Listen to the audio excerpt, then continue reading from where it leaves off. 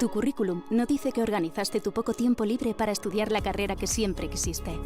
O que tras años sin estudiar, decidiste especializarte con un máster para crecer profesionalmente. No dice que cuando quieres algo, no hay quien te pare.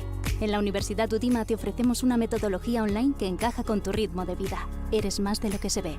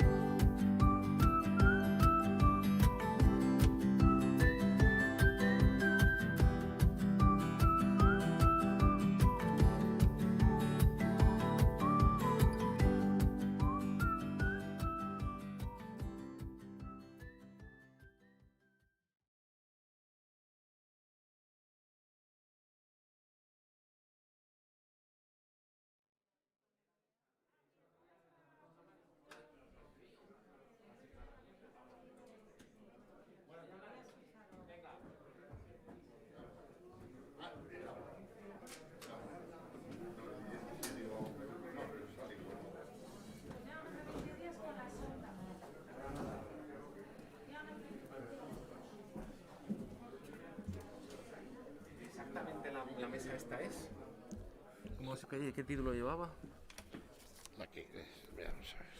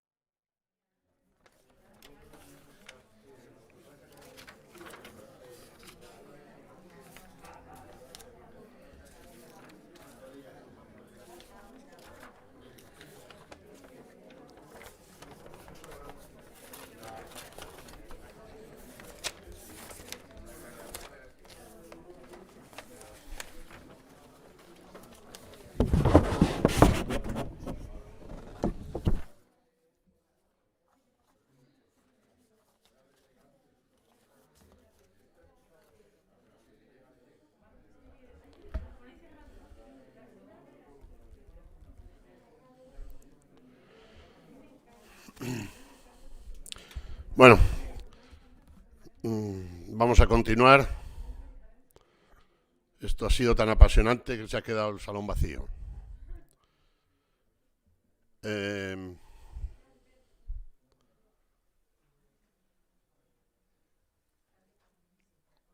la mesa redonda sobre la imagen del empresariado en España está César Calderón, que es consultor y estratega de comunicación y comunicación política, fundador de Red Limes.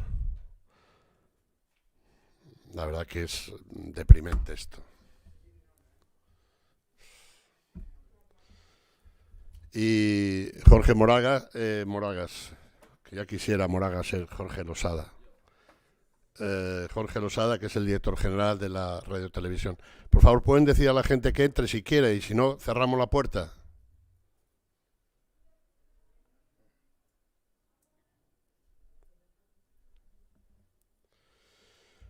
Como decía, la imagen del empresariado, Jorge es un periodista en activo, el otro es un gran consultor, como les decía, trabajó en el equipo de inteligencia de Alfredo Pérez Rubalcaba y está pues al llegar porque ha salido de Madrid hace una hora y pico a toda velocidad.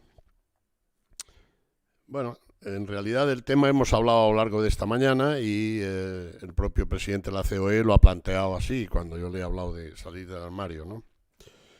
Y yo creo que es un aspecto cultural fundamental como tantas cosas, porque si no hay cultura, pues no se producen los hechos, y no hay cultura, no hay comunicación. Primero se piensa, luego se idea y luego se ejecuta. Y bueno, durante estos 40 años de restauración democrática, pues hay algún sector clave en el país que es el empresariado y sigue con los mismos sanbenitos de siempre, pues significa que algo han hecho mal.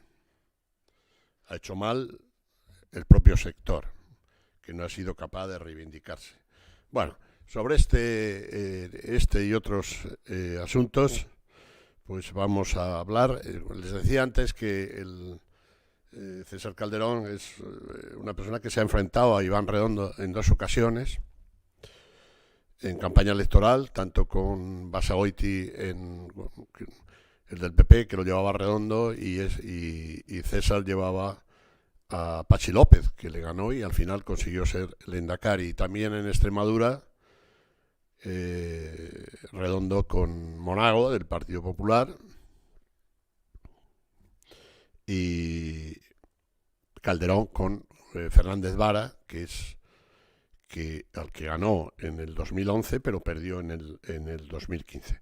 Y bueno, mientras llega y tiene que hacer no sé qué de Mac y de no sé cuántas historias más, le vamos a dar la palabra a Jorge Losada. Muy buenas tardes a todos. Gracias por asistir hoy aquí, a estas horas, un día de verano. Así que como somos relativamente pocos, me gustaría que esto no fuese un monólogo, sino que en la medida de lo posible fuese una conversación entre todos los que estamos aquí y intercambiemos opiniones sobre algo que aparece en el programa y que les voy a decepcionar un poco, porque era la imagen del empresariado en España. Y pues oye, no está Monagas, no está César, no está Michavila, no está César, y me tienen a mí, que iba a ser el que me va a moderar esta mesa, con lo cual me he permitido preparar un pequeño discurso sobre algo que sí sé y que está vinculado también al tema de las empresas y el empresariado, que es vinculado a la empresa en los medios de comunicación. En primer lugar, quisiera dar las gracias a Graciano, que este es el segundo año que participo en esta mesa, a los hermanos gabrielistas por contar conmigo para esta charla, y a ustedes que están aquí y que me tienen que aguantar en un rato. Así que nada. Yo voy a hablar de empresa también, y de una empresa que algo conozco, que es la de los medios de comunicación, y cómo ha afectado la situación del COVID y cómo ha afectado la crisis del 2007-2008 a los medios de comunicación, y cuál es el panorama que se presenta ante un sector que para mí es capital, como el de los medios de comunicación, porque básicamente es uno de los pilares de una sociedad democrática, y es un sector tremendamente dañado primero con la crisis esta que les estoy comentando del 2008, y posteriormente con la crisis del 2020 del COVID. Si nos remontamos un poco al 2008-2009, empieza a haber una crisis en los medios de comunicación, un nuevo modelo de gestión, aparecen nuevos modelos de gestión, modelos vinculados a Internet, en que empiezan a poner en duda la situación de los medios tradicionales. Medios tradicionales, básicamente, entendiendo ese medio tradicional como la prensa.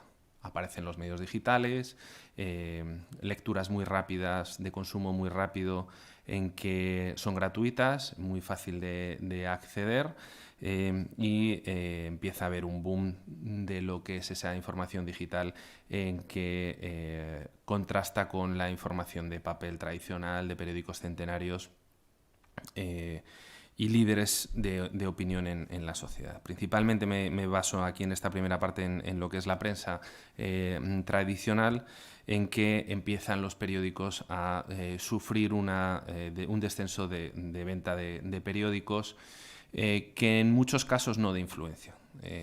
Aquí casi todos los que estemos aquí, que somos chicos de provincia, o por lo menos yo lo soy. Yo nací en Salamanca, muchos de ustedes eran de Burgos, y en ese momento los periódicos, tanto los nacionales como los regionales, provinciales, sufrieron un descenso bastante importante de las ventas. Pero aún así seguía habiendo una gran influencia en lo que decían los periódicos. Sufrieron posiblemente mucho más en ese primer momento los periódicos nacionales que los periódicos locales y regionales. Y eso hizo que empezase a haber un cambio en el sistema y en el negocio de la comunicación vinculado al papel. Pero los periódicos en sí, y ustedes aquí tienen 2 periódicos en la provincia de Burgos, básicamente lo que se consigue con esa crisis, que tampoco estuvo del todo mal, es que básicamente aquellos periódicos que durante mucho tiempo fueron herramienta para otras cosas y estaban financiadas por otras cosas, desapareciesen y se recreasen realmente y mantuviesen realmente aquellos modelos de comunicación o aquellos medios de comunicación que generaban empleo, que generaban riqueza y que tenían en el negocio de la información su principal activo. Se pierden lectores pero consiguen tener todavía una influencia. Básicamente, lo que aparece hoy en el Diario de Burgos, o en aquel momento aparecía en el Diario de Burgos, o a nivel nacional, lo que aparecía en El Mundo o en El País, eran los temas de los que realmente se hablaba en la sociedad, a nivel nacional o a nivel provincial. La portada del Diario de Burgos hacía que arrastrase a todos los medios de la provincia de Burgos, bien sea radio, prensa o televisión, y seguían teniendo una hegemonía bastante importante. Pero ahí se empieza a debatir ya el periódico está muerto, el papel está muerto. Empieza a haber descenso de las ventas en los periódicos, no de momento todavía en la influencia, pero surge un problema y es que ni los periódicos tradicionales facturan lo que estaban facturando antaño, ni el mayor problema es que los nuevos medios digitales son capaces de monetizar ese tráfico que generan, ni a través de la publicidad, ni a través de un sistema de suscripciones que a fecha de hoy todavía no se ha consolidado y no ha calado en la sociedad española, porque al final tienes tantas opciones gratuitas de información que nadie está dispuesto todavía, nadie está dispuesta a pagar de una manera natural por un periódico, como ocurría cuando yo era pequeño, que pagabas tus 100 pesetas y bajabas a comprar el periódico. O sea, al final estamos hablando de que prácticamente el precio del periódico sigue estando igual que hace 20 años y cuando hace 20 años nuestros padres o nosotros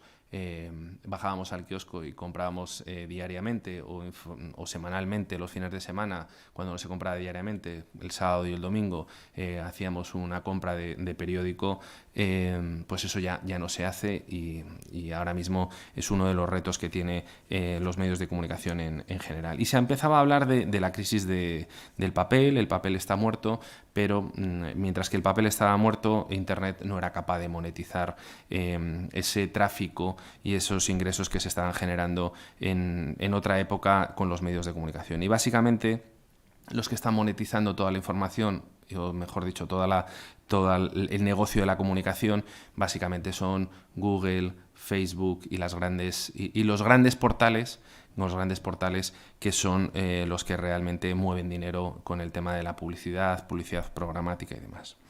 En esa primera etapa se habla de que el papel está muerto. Parecía que las televisiones y las radios no les tocaba, pero eso de que el papel estaba muerto empieza a afectar a otros sectores de los medios de comunicación y a otros palos, en este caso la televisión. De un tiempo para esta parte, con la aparición de las nuevas plataformas, si nosotros nos preguntan cuántas cosas vemos en directo de lo que aparece en pantalla, pues es tremendamente complicado que seamos capaces de decir algo que no sea el informativo, los horarios en los que se produce el informativo o el día que haya el partido de fútbol o algo que haya muy concreto, que sea en directo, que nosotros nos acerquemos de una manera puntual y religiosamente como el que va a misa de una todos los domingos a ver un determinado programa. Básicamente las plataformas que hay en el mercado hacen que el consumo sea un consumo a la carta, en que las televisiones cada vez se consume menos televisión tradicional y hace que ese negocio que estaba basado básicamente en un duopolio, que era el grupo de Antena 3 o el grupo de Telecinco, empiece a abrirse también a otra serie de sectores y otra serie de plataformas. Con lo cual, una cosa relativamente parecida, con otros volúmenes de movimiento de negocio, que lo que pudo estar pasando en el tema de la prensa hace una serie de años, de la noche a la mañana empieza a notarse también en una situación como la que tienen las televisiones o las grandes cadenas de televisión. Las radios en ese sentido se mantienen bastante al margen, porque de unos años para acá las radios siguen apostando, como lo han hecho siempre, por las grandes figuras sin una gran programación, en que básicamente son esos grandes líderes de opinión los que sujetan las parrillas de la radio, y a diferencia de unos años y posiblemente los que tengan algo más de edad que yo, pues se acordarán que había unas programaciones de radio muy grandes provinciales y que había unas desconexiones locales y unas desconexiones regionales en las que prácticamente podríamos identificar y señalar quién era el periodista que tenía el magazine por la mañana de Antena 3 Radio o los boletos de Antena 3 Radio, y prácticamente poníamos cara a esas personas que hacían una información muy cercana a nuestras provincias, a nuestra propia región. El modelo de la radio ha virado también en un modelo, como ya les digo, de grandísimas estrellas, en las que prácticamente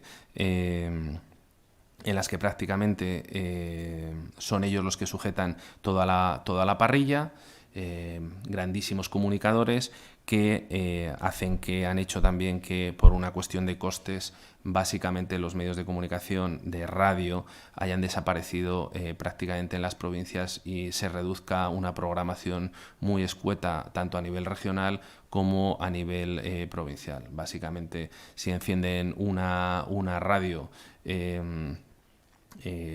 información de Burgos, pueden tener algún magazine por la mañana de media hora, alguna cadena un poquito más, y boletines informativos de una desconexión de 1 minuto, 1 minuto y medio, 2 minutos, a lo mejor, en el mejor de los casos, en las franjas en punto.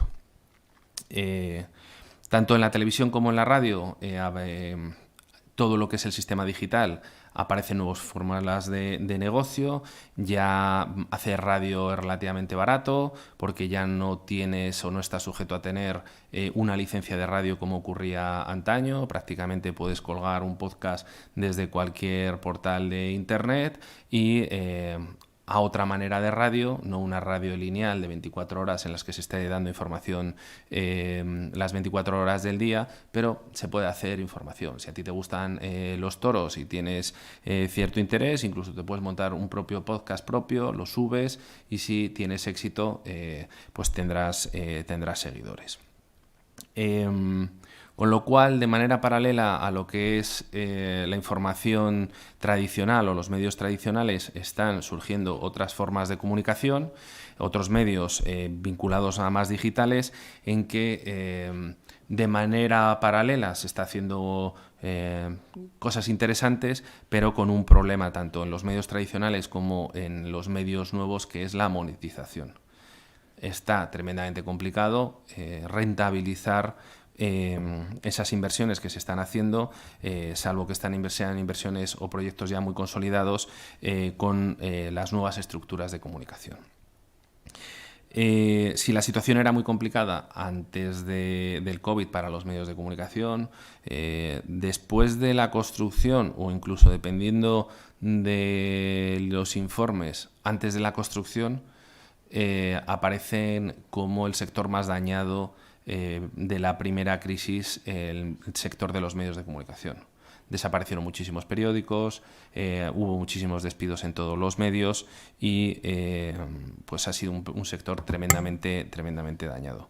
El otro día salió una información que me resultaba muy curiosa, porque decía que el 60% de la gente que había hecho periodismo se arrepentía de haber hecho periodismo. Y entonces decíamos, solo el 60%, pues es eso, el 60% se había arrepentido de haber hecho periodismo. Además, es una carrera en la que, desgraciadamente, no sé si es intrusismo o no, pero prácticamente se puede poner a presentar o poder colaborar o trabajar en determinados medios de comunicación sin necesidad de tener una titulación específica, como ocurre en casi todas las profesiones. Llega la situación del COVID Y esto agrava todavía mucho más la situación de las empresas de comunicación, los medios de comunicación. Ocurre un poco como los bancos. Llega un determinado momento en el que empieza a haber fusiones, las rentabilidades son cada vez más complicadas, las tiradas en los periódicos cada vez son mucho más pequeñas. Para que se hagan una idea, para templar color en algunas de las rotativas, para sacar los periódicos que a ustedes les llegan a sus kioscos, hay algunas rotativas que tienen que tirar 5.000 periódicos para templar el color. Y para que esos periódicos que lleguen con el color, ese color le llegue de una manera nítida y como lo que queremos ver. Para muchas provincias o para muchos periódicos, tirar 5.000 o aunque sean 3.000, a lo mejor suponen el doble de lo que venden en el kiosco. O sea que para vender 3.000 periódicos hay que tirar 5.000 a la papelera. Entonces, ¿qué es lo que ocurre? Llega el COVID y hay una sobreinformación que solicita la gente, y en esto que estaba hablando anteriormente de los conceptos de información nacional, información regional o local, ocurre que todos estamos en casa, todos nos tenemos que encerrar, prácticamente pensábamos que iba a ser una semana de confinamiento, 15 días, un mes, y vemos que la situación se empieza a agravar, que la situación se empieza a complicar y se producen unos consumos tremendos de información. Pero unos consumos tremendos de información, ¿en dónde? Para muchos el bajar a comprar el periódico era un escape, era una manera de salir de casa y era una manera de poder justificar el salir a la calle. Pero para la mayoría de la sociedad que estaba encerrada en casa era un elemento de riesgo.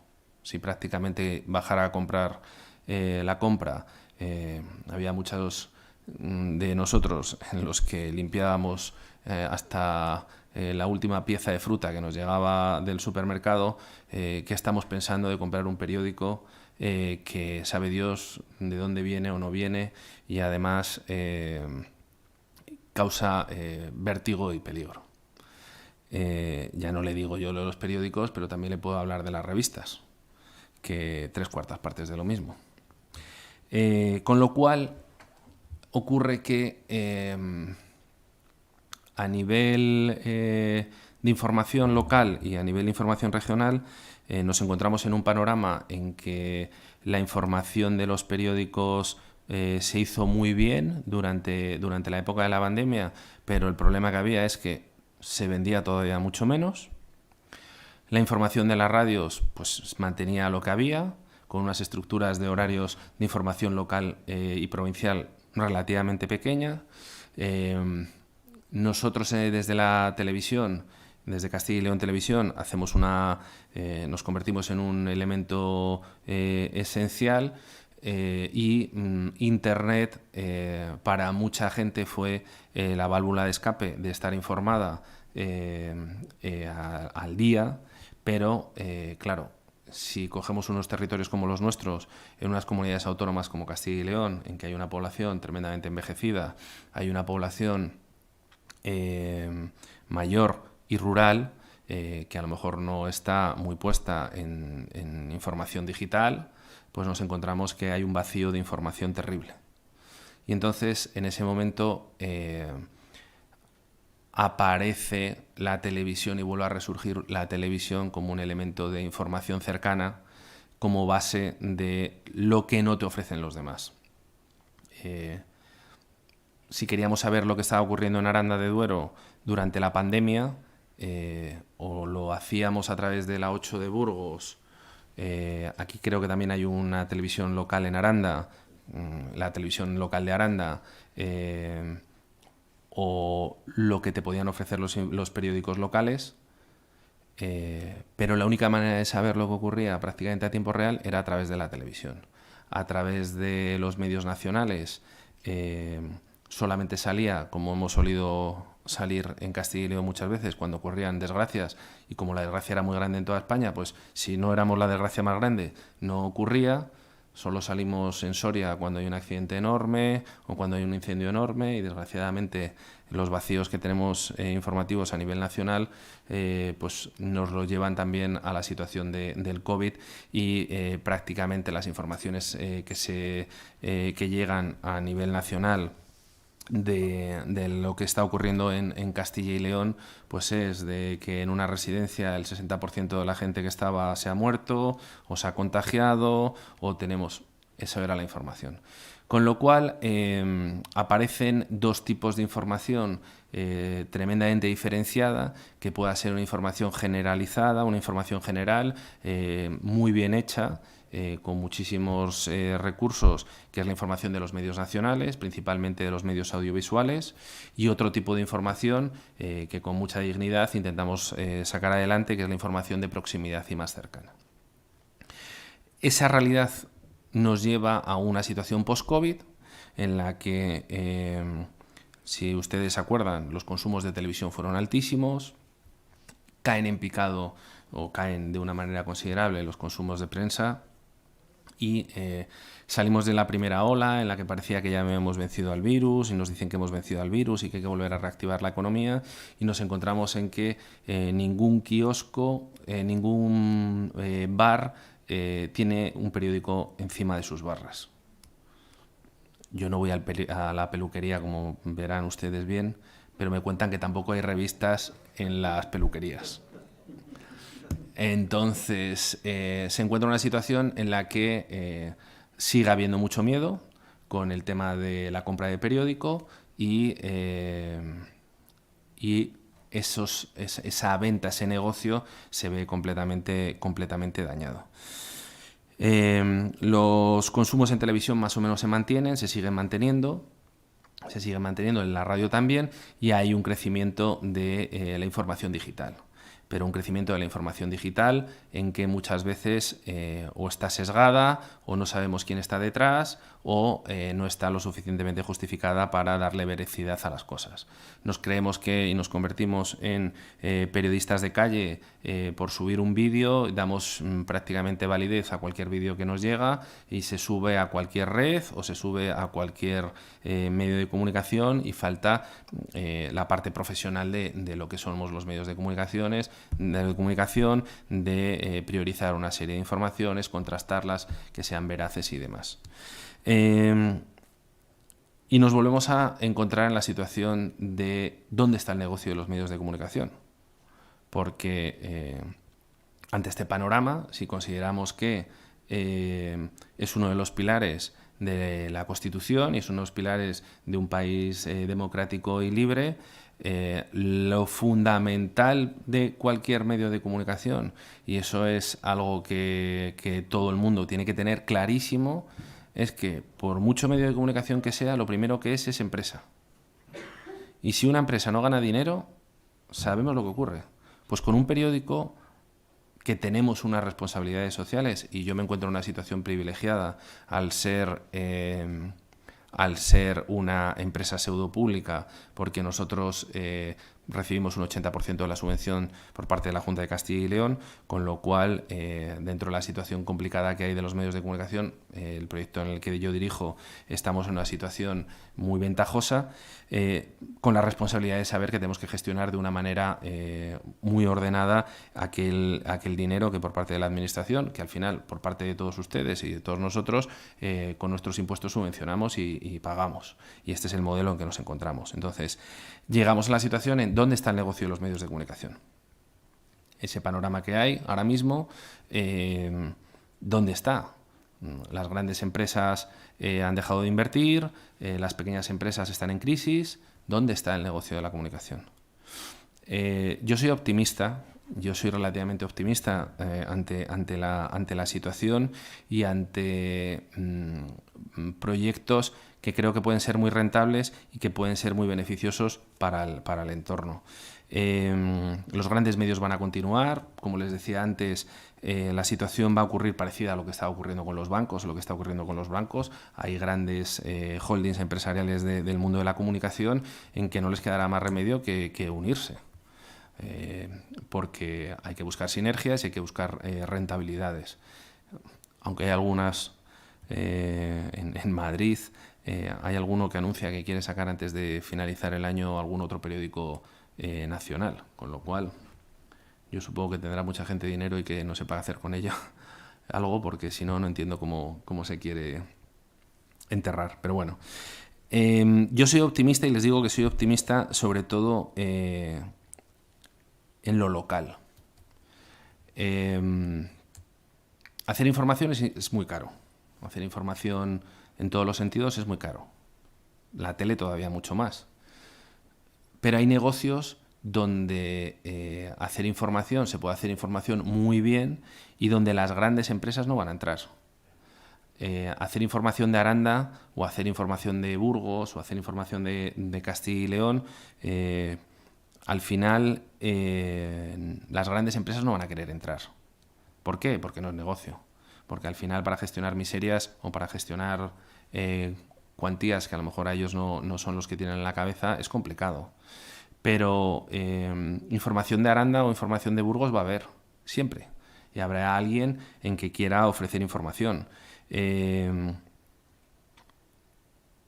¿Cómo se tiene que hacer? Pues desde luego que posiblemente el modelo de negocio que hay ahora mismo sea diferente al que hay en el mercado. O sea, al final lo que tendremos que intentar hacer será un consumo a la carta de lo que nos esté pidiendo la gente. Con lo cual, a lo mejor la idea o el negocio no está en que ustedes vayan al kiosco y vayan a comprar el periódico, o que yo les haga poner la televisión todos los días a las 2:30 porque tengo un informativo regional, o a las 2 porque tengo un informativo local, o porque a las 12:30 tengo un boleto de información en radio en la que ustedes tengan que estar. Pues no. Posiblemente lo que nosotros tengamos que hacer, sin que quiera decir que el papel ha muerto y mañana no va a haber papel, o que la televisión, en el concepto que tenemos ahora mismo de la televisión o de la radio, va a desaparecer de la noche a la mañana, porque no va a desaparecer. Para que se hagan una idea, hay muchísimos pueblos todavía en Castilla y León en que solamente tienen básicamente el paquete básico de televisión española, con muchas dificultades para otra serie de cadenas para poderlas ver en sus pueblos. Con lo cual, si hablamos de plataformas o hablemos de conexiones de internet para que determinadas plataformas lleguen, pues es tremendamente complicado.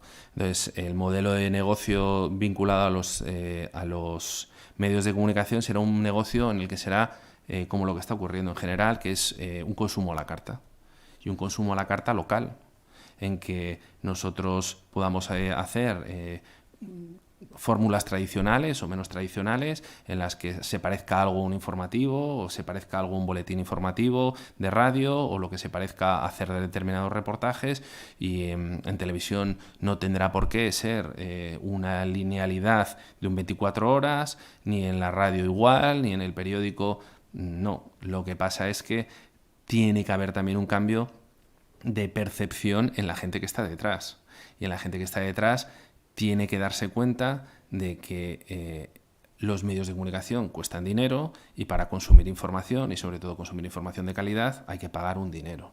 Entonces, esos micropagos que a lo mejor se tienen que empezar a hacer, igual que cuando yo decía antes que ustedes pagaban sus 100 pesetas por el periódico hace muchos años y lo veían con total naturalidad, ahora muchas veces nos planteamos hoy pagar un euro por... y no lo hacemos. Entonces, yo creo que en ese sentido hemos tenido una serie de generaciones, en las que posiblemente esté la mía, en la que hemos sido un poco piratillas, en la que buscábamos las fórmulas para evitar pagar los partidos de fútbol, o evitar pagar la música, y sin embargo yo creo que afortunadamente para la propia industria, porque ya no solamente me refiero a la de los medios de comunicación, sino a la propia industria del entretenimiento, que da de comer a muchísimas familias, cada vez los sistemas están mucho más depurados, cada vez piratear es mucho más complicado, y yo creo que afortunadamente nuestros hijos ya han nacido una generación en la que saben que o pagan por determinados contenidos, o saben que tienen que aceptar determinada publicidad para recibir determinados contenidos. Entonces, si a alguien le gusta el fútbol y quieren ver el fútbol, pues saben que prácticamente ya cada vez se están hackeando más a los piratas, o pagas el Movistar o no ves el fútbol.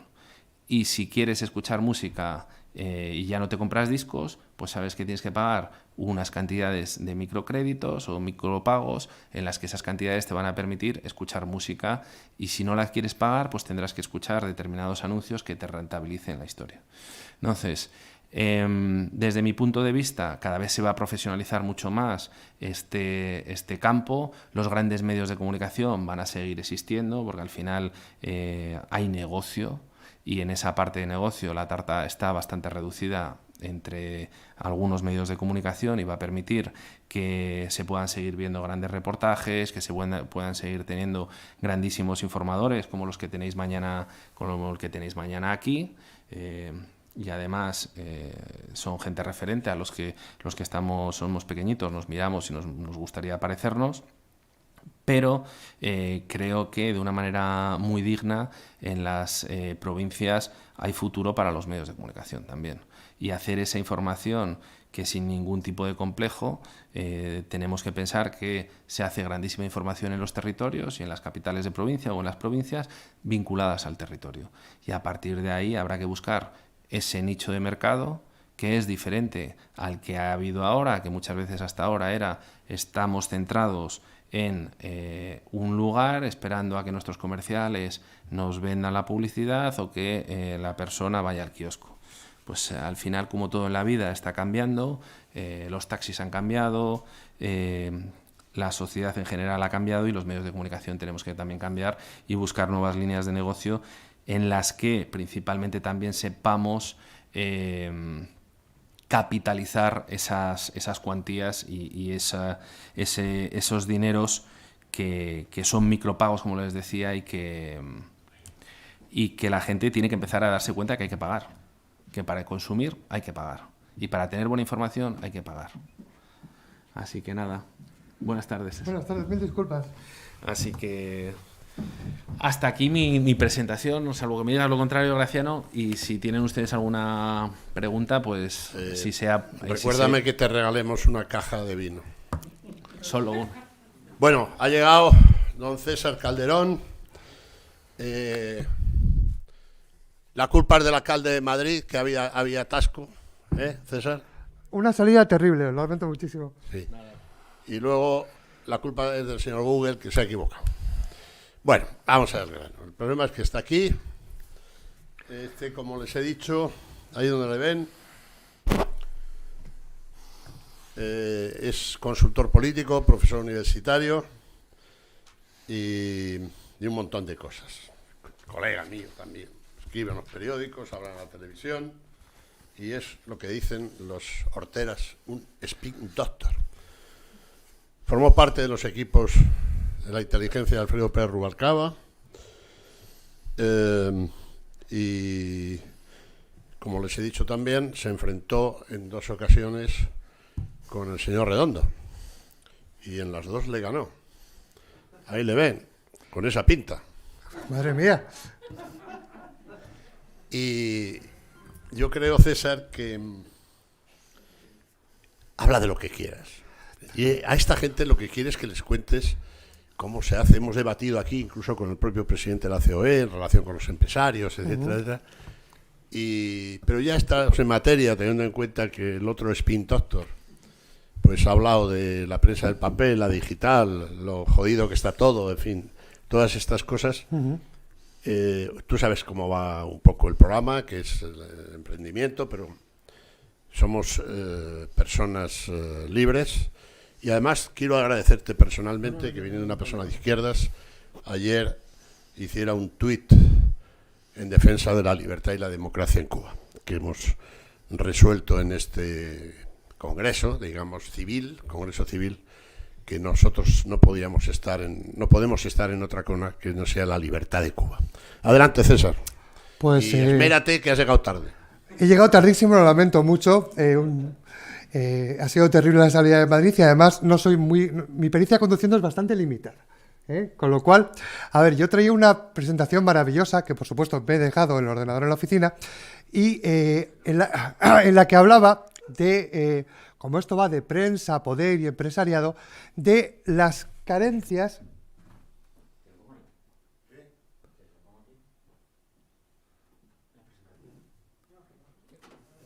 No, no la tiene, no la tiene.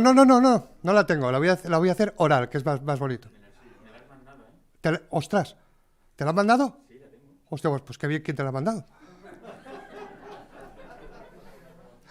Tengo un equipo maravilloso. Pero resume y vayamos al coloquio, que es lo que le interesa al personal. O sea, queréis morbo, ¿no? Y sangre. Vale, maravilloso. Pues dejarme un poco recorrer la presentación, porque yo creo que es interesante que lo veamos, porque nuestra impresión es que mientras los políticos, los partidos y los gobiernos han avanzado una auténtica barbaridad. Esta no es mía, ya decía yo.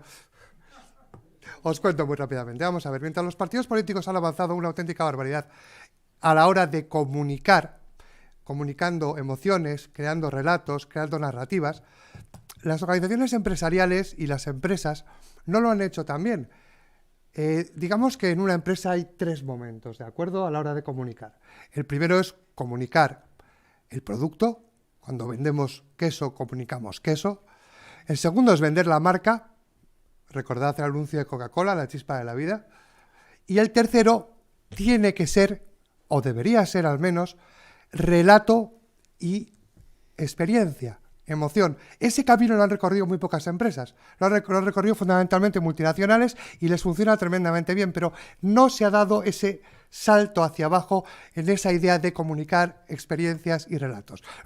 Los relatos son importantes, las palabras son importantes. A nosotros nos han dormido durante muchos años, nos han acunado con palabras, con cuentos, que van generando narrativas que se van trenzando para introducirse dentro de nuestro cerebro. Y esos relatos nos funcionan excelentemente a la hora de comunicar, ¿de acuerdo? ¿Por qué? Nuestro cerebro está acostumbrado a esas pequeñas narrativas que sean morales, de final feliz o como fuera menester, y todo eso se está aprovechando fantásticamente, pues desde Obama a Trump a... Sí, Pedro Sánchez, también Pedro Sánchez es un maestro de las narrativas. Incluso se está haciendo en los gobiernos de buena parte del mundo. ¿Por qué las organizaciones empresariales no lo están haciendo? Pues es una gran pregunta, ¿verdad? Mi impresión es que se han acomodado, la mayoría de ellas. Se han dado cuenta de que las cosas les funcionan razonablemente bien y no se han dado cuenta que hay que correr mucho para estar en el mismo sitio. Una pregunta para vosotros. ¿Sabéis a cuántos acuerdos han llegado los sindicatos y las organizaciones empresariales en la pandemia? Decid. ¿Ninguno? Una o ninguna. Más de 100. ¿Lo conoce alguien? No, ¿verdad? Pues tenemos un problema. Tenemos un verdadero problema. ¿Cómo se hace todo esto? ¿Cómo se construye un buen relato? Pues en primer lugar hay que buscar la reason why, la razón por la que deberían elegirnos a nosotros. Esto los americanos lo tienen muy claro y es absolutamente maravilloso. El primer gran anuncio sobre reason why fue el de Reagan de 1964, en el cual, después de todo el lío de los demócratas de Jimmy Carter en los años 70, pintaba una América diferente, una América en la que era de nuevo, por la mañana en América, los americanos se levantaban, se casaban, trabajaban, tenían hijos, etcétera, etcétera. Ese "It's Morning Again in America" se convirtió en el grito de esa era Reagan. Después, otro relato maravilloso es el de la diputada Alexandria Ocasio-Cortez, que dibujó su salida desde el metro de Nueva York, desde su barrio, hasta el sitio donde trabajaba. Mientras Reagan vendía un nuevo comienzo, lo que vendía Alexandria Ocasio-Cortez era básicamente: yo me parezco a vosotros, soy como vosotros. ¿Me podéis decir otra pregunta que vende la COE? ¿Cuál es su relato? ¿Qué vende Telefónica? ¿Cuál es su relato? ¿Qué vende Leche Pascual? ¿Cuál es su relato? ¿Alguien se atreve? ¿Perdón? ¿Cuál de ellas? ¿Cuál de ellas? Pascual es calidad. Vale, Pascual, me parece bien. Más ideas. ¿Quién se atreve? Bienestar animal. Bienestar animal, qué interesante. Bien, por ahí vamos, efectivamente. Si atendemos, no lo sé. Si atendemos un poco a cómo han funcionado los cómo han funcionado las organizaciones empresariales en los últimos años y las empresas en los últimos años, nos daremos cuenta que no existe un relato claro de casi ninguna de ellas. ¿Cuál es el relato, por ejemplo, en este momento de Pedro Sánchez?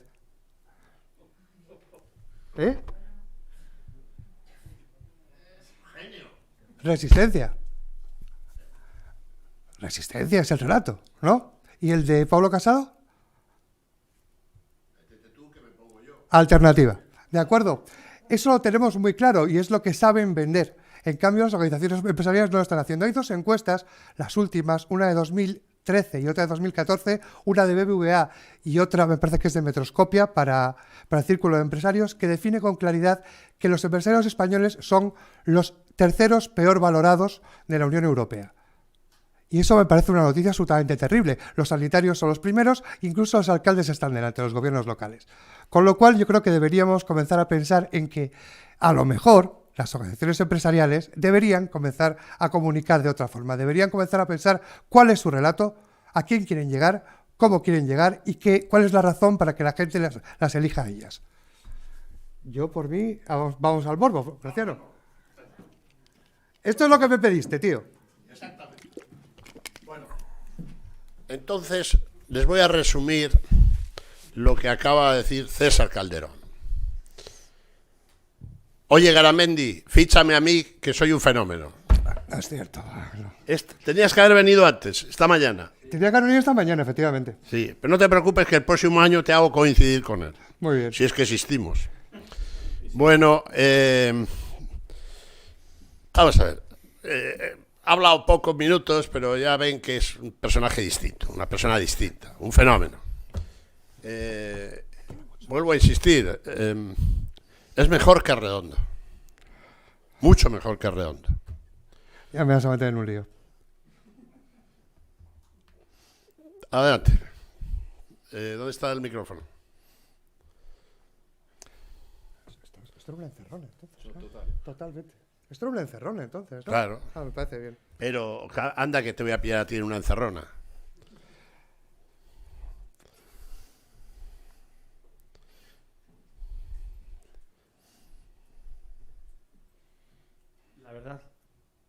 La verdad, César, que me ha impresionado. A Jorge Losada también le teníamos una pregunta, ahora se la vamos a hacer, pero para que no se me olvide, van las dos. A Jorge, ¿cómo hacer compatible la nueva prensa y el pago por visión en este mundo rural sin conectividad, ¿no? Entre el pago del Confi y el pago por el Diario de Palencia, cómo hacer compatible eso, ¿no? en nuestra Castilla y León rural, ¿no? Y a César Calderón, ¿no? Estás en una institución que va a cumplir dentro de poco 320 años, ¿no? Quisiéramos, ahora que nos replanteamos nuestro presente, mirando al pasado para al menos garantizar la continuidad, al menos otros 300 años más, dinos, basta que para eso te pagamos, ¿cuál debe ser nuestro relato? No me pagan. Iba a decir yo, joder, o sea... Yo decía, ¿a quién están pagando todo el mundo? ¿Cuál debe ser nuestro relato? Es el de... Sí, ese. ¿Qué más? Perdona, no te he oído la pregunta. ¿Cuál era? ¿Cuál debe ser nuestro relato? El relato de la Iglesia Católica. Madre mía. Joder, empiezo yo casi. Si no lo sabéis vosotros... Empieza tú. Bien, a ver, ¿cómo se consigue un relato? Pues tiene una parte evidentemente científica. Es decir, lo primero que hay que hacer es investigación. ¿Cómo se investiga? Para nosotros la parte más importante son los focus groups. Antes de empezar una campaña electoral hay gente que hace encuestas. No sirve de nada. Las fotografías fijas al comienzo de una campaña no sirven absolutamente de nada. Campaña electoral, institucional, organizativa, me da exactamente igual. Tenemos que saber cuáles son los disparadores de la ciudadanía. Y eso nos lo da un estudio cualitativo, bien segmentado, evidentemente. En segundo lugar, hay que realizar, desde mi punto de vista modesto, una auditoría de identidad del cliente. En tercer lugar, un plan estratégico y al final solamente hay que ponerlo en marcha. Y una última cosa. Hay que tener en cuenta que los rivales también juegan. Hay una anécdota bastante curiosa en el Mundial del 54, me parece que fue en Suecia. Jugaban Brasil y Rusia. Una semifinal, ¿de acuerdo? Entonces el entrenador se puso en el medio campo y dijo, bueno, sacamos de medio campo, balón adelantado, coge Didi a Kaká, Kaká Nené, centro y Pelé, gol. Sacan ellos el balón. Robamos el balón. Directamente una diagonal, gol de Pelé. Dice Pelé: mister, ¿y los rusos están de acuerdo? Pues eso, hay que mirar siempre si los rusos también juegan. Jorge. Yo creo que los medios tradicionales tienen mucho futuro todavía, y más en capitales de provincia o en provincias como las nuestras. Aquí sí habéis hablado del Confidencial, y a lo mejor el Confidencial, que yo creo que ahora mismo, hoy por hoy, después de Marca.es, es el digital más relevante de toda España. Si os ponéis en la calle Mayor de Palencia o si os ponéis en Reyes Católicos en Burgos y le paráis a la gente y le diga: ¿usted sabe qué es el Confidencial? ¿Usted sabe lo que es el Plural? ¿Usted sabe lo que es el Español? No tienen ni idea. Es más, no entran nunca. Nunca. Y sin embargo, si le preguntas qué es el Diario de Burgos o qué es el Diario Palentino, seguirá siendo una referencia. Y el periódico seguirá siendo una referencia... Coño, con la mosca.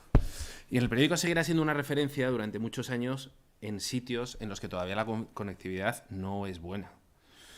Yo creo que hay que buscar ese paralelismo entre las dos cosas, entre lo que es la transición todavía de un periódico o de unos medios relativamente convencionales, y cuando hablo de esos me refiero al papel como está, la prensa escrita como está, o esa televisión de la que yo estaba hablando todavía, o esa propia radio de cercanía, que sigo insistiendo en que para mí tiene mucho más futuro que los grandes medios nacionales, pero ir dando el paso. A mí hay un proyecto que me parece bastante interesante, que en Madrid lo he visto, no lo he utilizado, y creo que es una de las fórmulas en las que se puede volver a ganar ese discurso que hablaba yo anteriormente, y que, aunque se haya bajado la venta de periódicos, pero se sigue hablando, los periódicos locales o los medios locales siguen marcando lo que son la agenda y de lo que se habla en las capitales.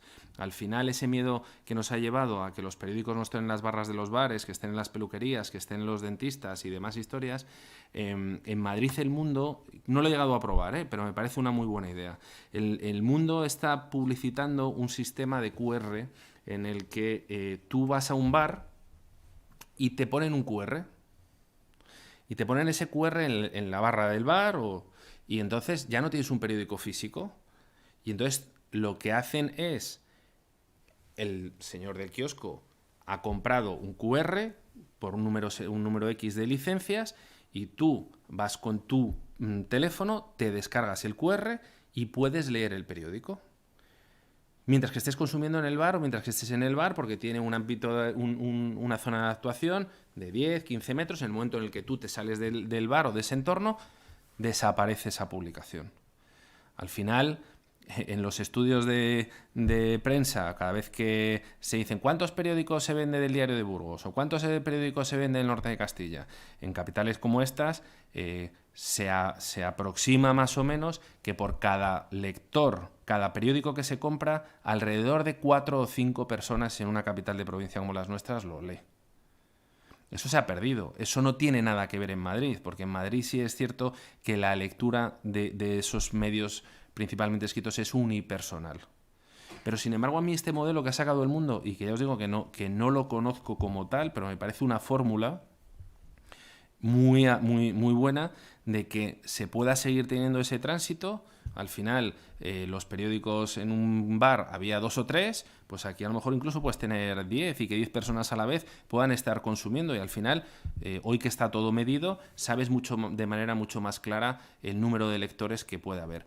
Pero aún así, sigo pensando que en capitales de provincia o en provincias como las nuestras, el papel seguirá estando durante mucho tiempo. Y esperemos que esa transición en la que esté el papel haya mayor conectividad en esos pueblos para que pueda haber ese tránsito hacia la plena digitalización. Bueno, llegados a ese punto, y le quería preguntar a César, que no hace mucho has estado en Chile en campaña electoral, ¿no? Y bueno, te ganas la vida con eso aquí también en España, creo. Ahora mismo, ¿qué medio es el más decisivo en una campaña electoral nacional?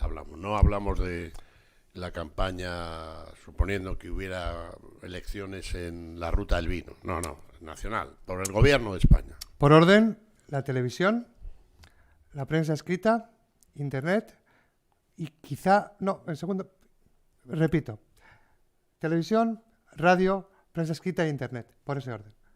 Televisión es la clave para una campaña electoral. ¿De acuerdo? Internet ha crecido mucho, pero todavía no llega a ser determinante. Muchas veces hablamos de las peleas, las barrejadas en un vaso de agua que se producen en Twitter, que no llegan a nadie, que solamente son para muy cafeteros. Imagínate, si el Confidencial influye poco, ¿qué influye un tuit? Sí. ¿Qué tipo de televisión?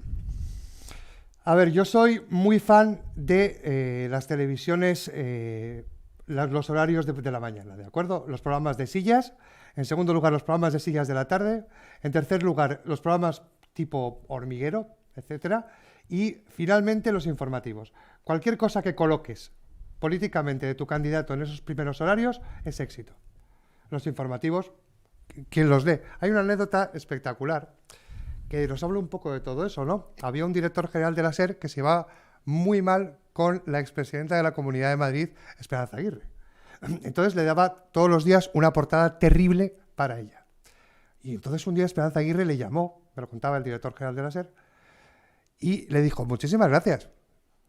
¿Por qué? Y dice, no, es que me has sacado guapísima. La gente en una noticia lee, primero ve la foto, después lee el titular, y algunos hasta se leen lo que viene debajo.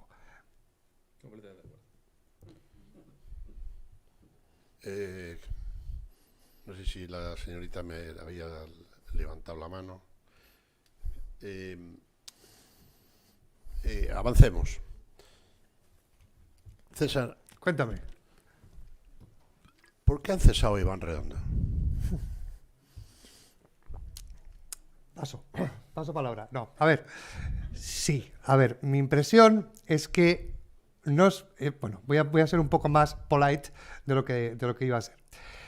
Ha pisado a Pedro Sánchez un callo, ¿de acuerdo? Se ha trasladado la imagen de que en realidad Pedro Sánchez era el Macario o el Rockefeller de este señor, con lo cual Pedro Sánchez es un tipo, pues bueno, que es un tipo complicado.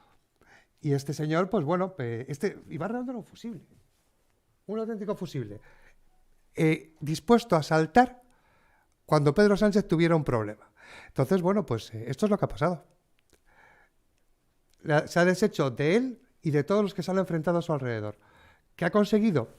Hay una historia muy curiosa. Uno de los lugartenientes de César Borgia, no me acuerdo el nombre en estos momentos, pero era murciano, era de Lorca, ¿de acuerdo? Fue nombrado, me parece que era gobernador de una pequeña región italiana y mató a muchísima gente, ¿de acuerdo? Para imponer el orden. Entonces lo que hizo César Borgia, cuando cuestionaron su poder, fue partirlo por la mitad dentro de ese pueblo, con lo cual se estaba separando de una cosa que él mismo había ordenado. Con este gesto, Pedro Sánchez se separa, mete una distancia absolutamente brutal de la gente a la que él le ha ordenado hacer cosas, con lo cual puede intentar marcarse, pues bueno, un nuevo comienzo. Intentarlo. ¿Cree que le saldrá bien? No, es muy complicado, muy complicado. Las encuestas se están moviendo de una forma muy, muy contraria a los intereses de Pedro Sánchez. Y, a ver, las encuestas, a pesar de que sean una fotografía instantánea del humor social, lo que hacen es que van marcando una línea que en este caso es muy difícil de mover, por lo menos a corto plazo, por lo menos en los próximos años. Y esa línea nos dice que el Partido Socialista ha perdido 1 millón de votos, que Podemos ha perdido 1 millón y pico de votos y que el Partido Popular está consiguiendo agrupar todo el voto del centro, la derecha e incluso una parte del voto de la izquierda más moderada. Con lo cual, volver a mover eso se puede hacer, sin duda, pero es muy complicado. Jorge, ¿qué opinas? Tú decías que siempre que se le había jugado al 27, ¿no? Y que le había salido siempre... Al 29. O al 29. Bueno, pues hasta ahora el 29 le ha salido bien a Pedro Sánchez.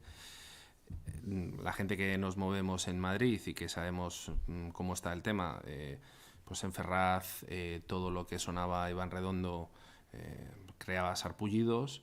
Había gente que estaba completamente decepcionada Y bueno, pues incluso algunos de los que se montaron en el coche con él los ha dejado por el camino.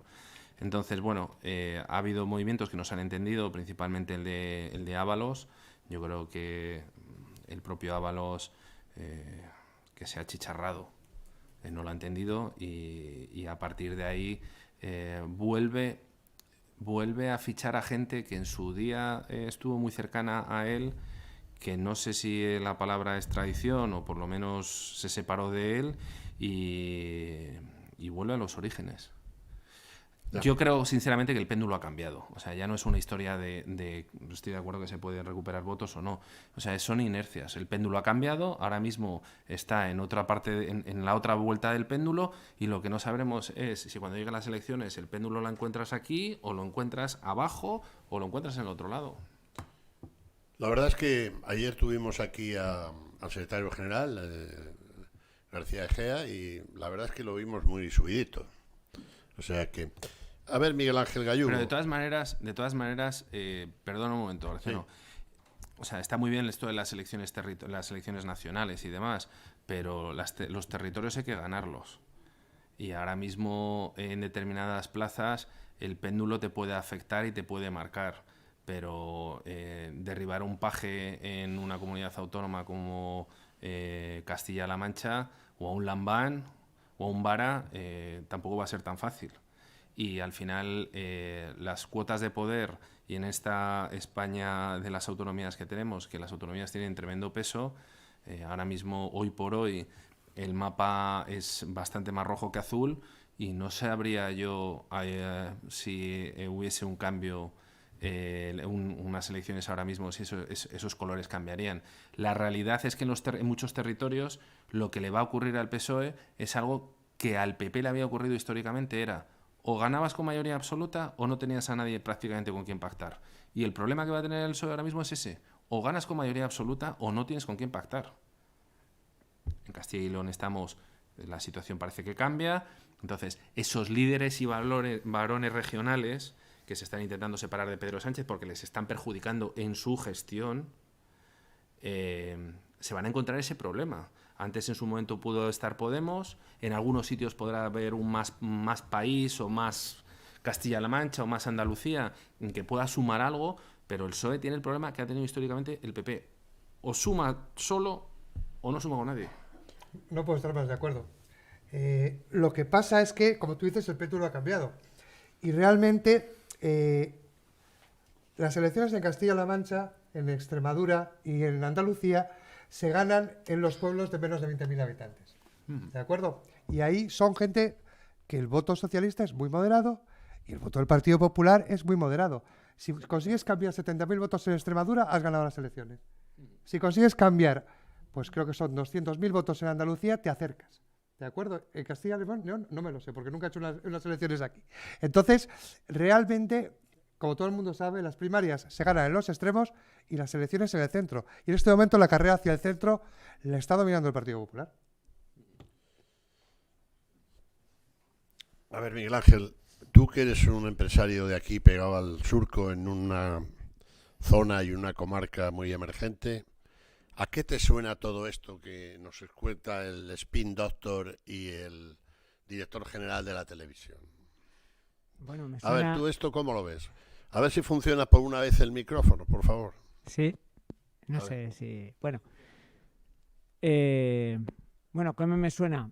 Que yo creo que, tal y como decía César, es necesario. Nos comentaba también Jorge los problemas por los que está atravesando los medios de comunicación, y probablemente mi pregunta es que si es que se están manteniendo porque son necesarios, costando lo que cuesten, para mantener o para contar el relato ese de grupos políticos, del gobierno y demás. Esa es mi pregunta. ¿Se están manteniendo porque son necesarios? ¿Les necesitamos para ello? Porque al final, no sé, vemos que sí que necesitan bastante ayuda estatal. No lo sé. Es que no iba yo por ahí. Bueno. Yo iba... Pues sí. ¿Qué te parece a ti que estás en la economía real, aquí en una región?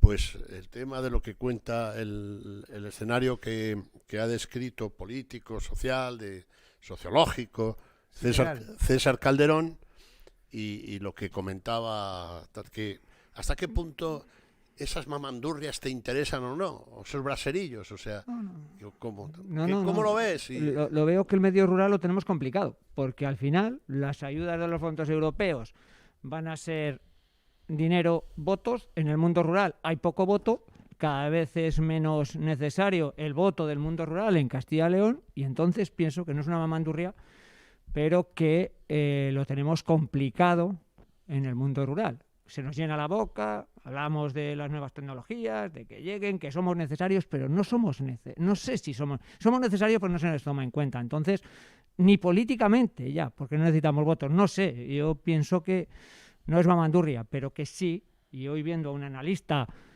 político que actúa en campañas, me gustaría que nos dijera si realmente antes al mundo rural, al pueblo se le tomaba en cuenta, y cada vez en estos pueblecitos de 100, 200 habitantes somos menos necesarios. No. En realidad las elecciones no se ganan ni en Madrid, ni en Barcelona, ni en Valencia, ni en Sevilla. Se ganan en Soria, en Palencia, en Jaén, en las provincias como estas, ¿de acuerdo? ¿Por qué? Porque es donde se puede producir una diferencia mayor entre el primer, segundo y tercer partido. Hay un número que me gustaría que os quedara en la cabeza, que es el 14%. Que es el número a partir del que se produce la magia en las elecciones. Un primer partido va a estar en torno al 30%, un segundo partido va a estar en torno al 25, 20%, y el tercer partido, si consigue estar por encima del 14%, y eso se consigue de forma bastante complicada, va a empezar a sacar diputados en las provincias de 4, 5 y 6, ¿de acuerdo? Y ahí es donde se gana una elección.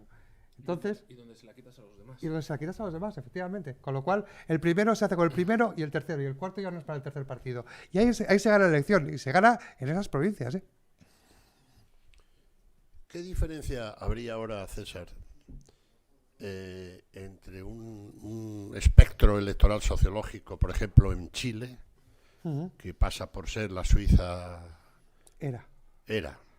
Y Europa, en concreto España? Mi impresión es que estamos viviendo un momento político bastante similar en todo el mundo. Es decir, se ha producido un corrimiento de tierras con la llegada de los populismos, con el cual... Joder, la mosca, macho. Qué horror. Me ha cogido un cariño, vamos. Se llama Ivana. Sí. A ver, entonces, ¿qué se está produciendo en América Latina, en Estados Unidos, en todos lados? La polarización ha aumentado, con lo cual... los partidos nacionalpopulistas de extrema derecha y de extrema izquierda están consiguiendo un resultado mucho mejor que los que conseguían antes. Con lo cual, en Chile, un país tremendamente estable con dos bloques, uno de centro derecha y otro de centro izquierda. Maravilloso, funcionaba muy bien. ¿Qué ha pasado? Movilizaciones sociales, nacionalpopulismo de extrema derecha y de extrema izquierda. ¿Quién va a ganar las próximas elecciones? Pues no lo sabemos, pero probablemente el que consiga colocar un mensaje cercano a la revolución moderada. Estados Unidos, 3/4 de lo mismo, Donald Trump. Brasil, Bolsonaro. ¿Qué ha pasado en Hungría? Orbán. El nacionalpopulismo no tiene ideología. Es de extrema derecha o de extrema izquierda porque se pinta exactamente igual. Solamente trata de vendernos una idea que está absolutamente caducada, señores. Entonces, bueno, está sucediendo lo mismo prácticamente en todos los países del mundo. Está pasando lo mismo en el este, en el oeste, en el norte y en el sur. Lo que pasa es que la respuesta está siendo diferente. En Estados Unidos ha conseguido ganar Joe Biden, pero en Hungría y en Polonia lo que está sucediendo es que se están consiguiendo radicalizar a las poblaciones, enfrentar, ya sea, me da exactamente igual, me da igual que unos digan que el problema son los mercados, los empresarios, y otros digan que el problema son los inmigrantes y los menas. Están buscando problemas irreales para tratar de solucionarlos ellos mismos. Entonces, bueno, eso es lo que está pasando. Es decir, el mundo, con la globalización, Graciano, que es un proceso que a mí me gustaba mucho y me sigue gustando, lo que se ha producido es que los que se quedaban en el límite, de acuerdo a las poblaciones límite, que se están peleando ahora mismo por recursos públicos con los emigrantes o con la gente nueva que llega a los países, pues están teniendo mucho miedo a la globalización, mucho miedo. Y eso va a ser determinante en el voto. Una de las claves de voto a las próximas elecciones de España, tengo muy claro que van a ser la gente que se está quedando, esa clase media que se está quedando atrás. Esa clase media, urbana y rural, va a ser determinante en las próximas elecciones. El partido que apele y hable en su lenguaje, se lo puede llevar. Quería preguntar, estamos dándolo en directo, ¿no? ¿Sí? ¿Podéis cortar un segundito? Porque le quiero hacer una pregunta antes de dar la palabra a Arturo al Spin Doctor.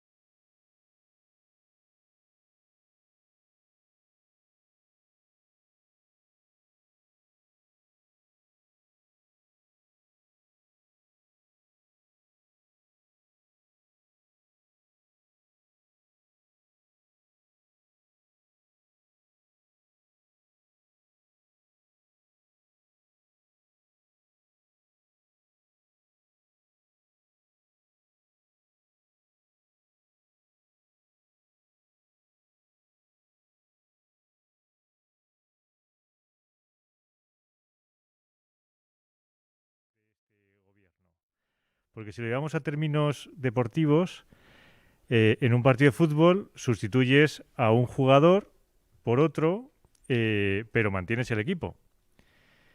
Esto parece más un cambio de fútbol americano, que hay como dos equipos, uno es el de ataque y otro es el de defensa. ¿Qué equipo ha salido ahora?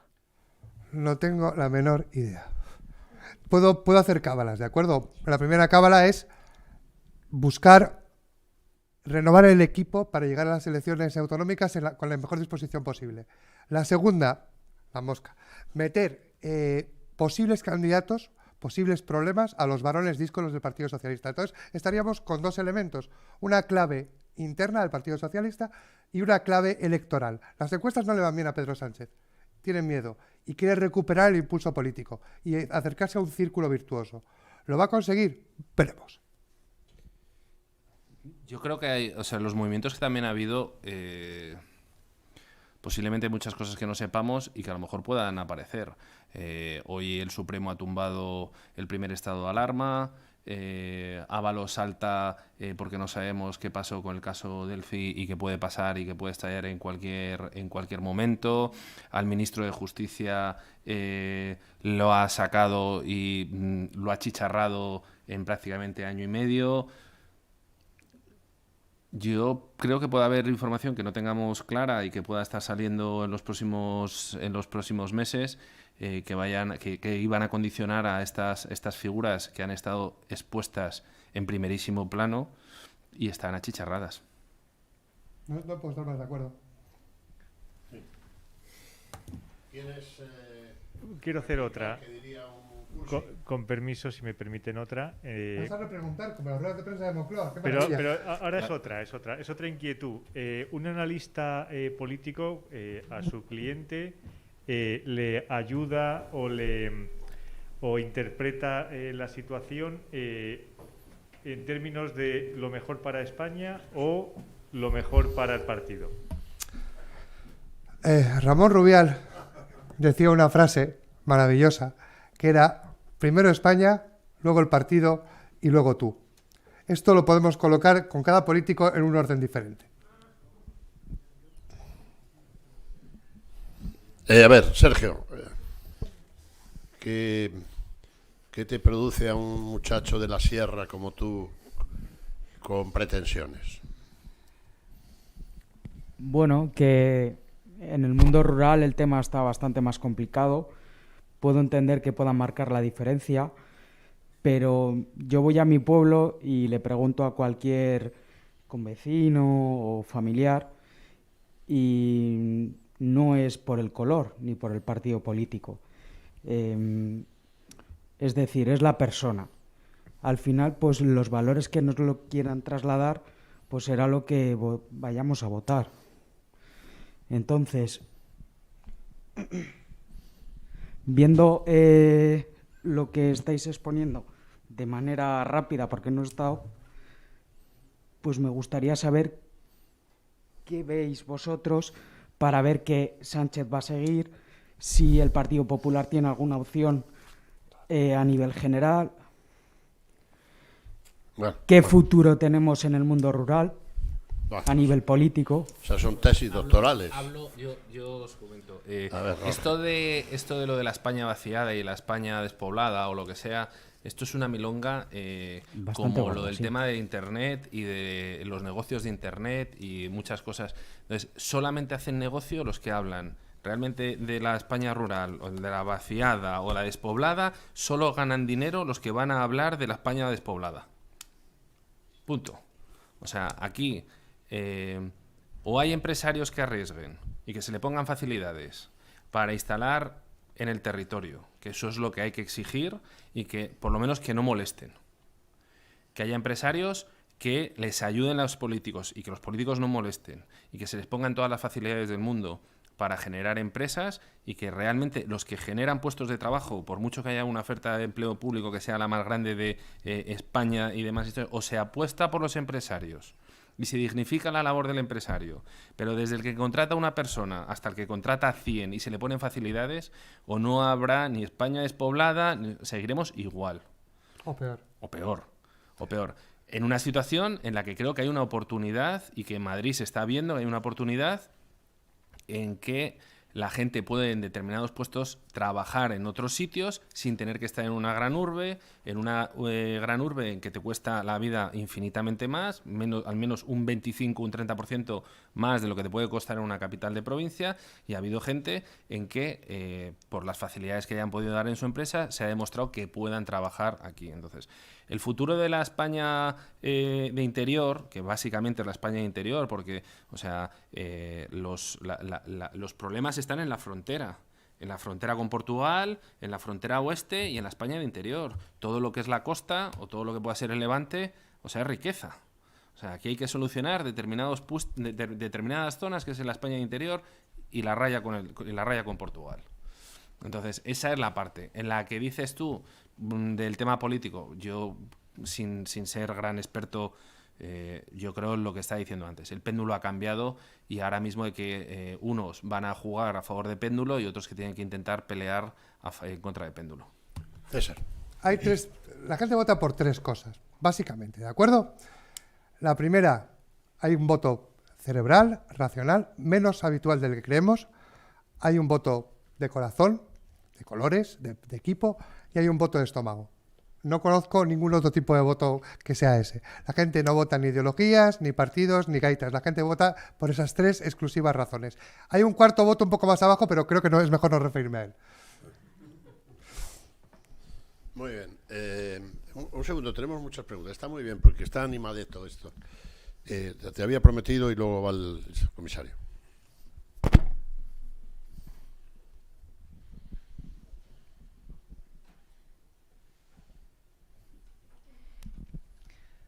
Buenas tardes. Bueno, yo quisiera volver un poco al motivo real de esta conferencia, haciendo dos comentarios, apostillando dos comentarios que han hecho mis compañeros. La famosa España vaciada, que efectivamente todo el mundo le encanta hablar en este momento. En mi opinión, en mi modesta opinión, yo como uno de esos empresarios que estoy en esas supuestas España vaciada, si realmente hubiese voluntad, lo habrían arreglado hace muchísimo tiempo. Además es que hay muestras absolutamente exitosas en muchos países europeos. O sea, eso es tan simple como una política fiscal adecuada y se acabó la cuestión. Y lo resuelven en 5 minutos. Lo que es cierto es que el poder de las comunidades, principalmente con un nivel de población muy importante, que es básicamente Madrid y Barcelona y Levante, es tan fuerte que esta cuestión no se ha abordado, pero lo hubieran resuelto de una manera, o lo resolverán de una manera inmediata. Efectivamente, la base principal es que haya trabajo, son las empresas. Si una empresa le da una fiscalidad ventajosa por estar en una zona rural, en 10 años esta cuestión se ha resuelto. Pero ciertamente, simplemente no hay, aparentemente, por el momento no hay voluntad. Llegará el momento que exista la necesidad y entonces eso se abordará de verdad. Con respecto al péndulo que comentaba, yo no soy muy viejo, yo apenas tengo 50 años, pero yo ya he visto muchos péndulos en muchos sitios aquí en España, casi muy claros, estaba todo muy marcado, y de repente en 10 días ha pegado un vuelco tremendo. Tengamos en cuenta que todos estamos en este momento en una situación de estrés tremenda. O sea, la pandemia nos ha sometido a todos a una situación límite, y en situaciones límites esto puede salir por cualquier sitio. En cualquier caso, permíteme volver un segundo al motivo principal de esta, que es la imagen del empresariado. A mí me ha llamado poderosamente la atención que cuando ha llegado usted, señor César, hablando un momento de la imagen del empresariado, se ha ido directamente a lo de la COE. Yo que, esta mañana estaba aquí mi jefe, yo también trabajo con una asociación empresarial. Realmente una de las cuestiones que tengo muy clara es que en España la COE es una cosa, lo que generan las organizaciones empresariales, no voy a nombrar ninguna. Las organizaciones empresariales son una cosa y el mundo real empresarial es otro completamente distinto. Tenemos un problema de imagen evidente en los empresarios. No me voy a ir a las asociaciones empresariales, me voy a los empresarios. Hay un problema de imagen evidente. Seguramente arrastramos, como tantas otras cosas, unos ciertos complejos de nuestra época predemocrática, en el cual se nos asoció siempre a ese empresario pues muy vinculado, muy unido al poder. Tenemos esa imagen, tenemos los empresarios un complejo evidente, totalmente evidente, prácticamente hasta a veces mucho, se ve incluso en zonas rurales como esta, que casi hasta nos escondemos, no queremos ser muy públicos, pero en cualquier caso, en mi opinión, tenemos poco que ver con las organizaciones empresariales que, en mi juicio, son sobradamente mediáticas. A mi juicio, las organizaciones mediáticas falta un poco más de trabajo y menos estar permanentemente en la picota. Pero en cualquier caso, insisto, mi opinión de un pequeñito empresario es que no tenemos mucho que ver siempre los empresarios con lo que son las principales organizaciones empresariales que salen continuamente en los medios principales. Gracias. Muy bien, César. De hecho, en las encuestas las empresas salen mejor colocadas que los empresarios. Es una cosa bastante curiosa. Es decir, las empresas me parece que tenían una popularidad o una valoración de en torno a 6 y los empresarios en torno a 4 y pico, que es una auténtica barbaridad. Entonces, tenemos que ver un poco cómo mejorar eso. Yo creo que se mejora estando en los medios, pero comunicando otras cosas. ¿De acuerdo? Y, por ejemplo, ¿qué puede comunicar una empresa aparte de sus resultados? ¿Qué podría comunicar? Lo social, correcto, RSC. ¿De acuerdo? Pero eso empezó a ser un océano azul, pero ya es un mar lleno de tiburones. Todas las grandes empresas comunican RSC. Hay que buscar lugares donde colocar el mensaje. Y no es sencillo, ¿eh? Yo en la parte que comentas, yo soy un poco más joven que tú, yo tengo 43. Bueno, por ahí vas ya camino.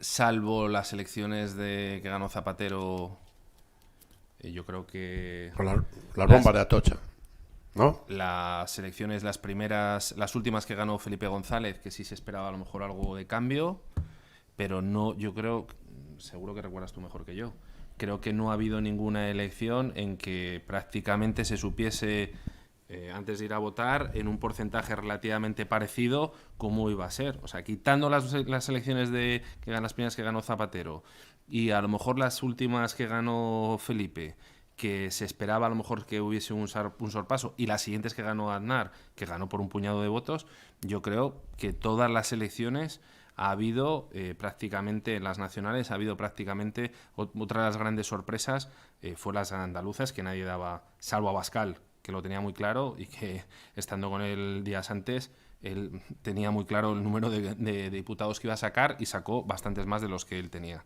Pero estaba completamente claro que él iba a ser llave en el gobierno de Andalucía. Eso en la parte la parte de política. Y luego, yo creo que en la educación que tenemos en general fallamos en una cosa que para mí es fundamental, y es hablar en público o hablar. La cultura americana hablan y no tienen vergüenza absolutamente para nada. Llega el día de su cumpleaños y echan un discurso a todos los que están. Llega el día de no sé qué y echan unos discursos. No tienen vergüenza absolutamente para nada. con lo cual no tienen vergüenza para vender sus bondades. Aquí nosotros, si le llegas a alguien y le dices que se ponga a hablar en público, o sea, es un dramón.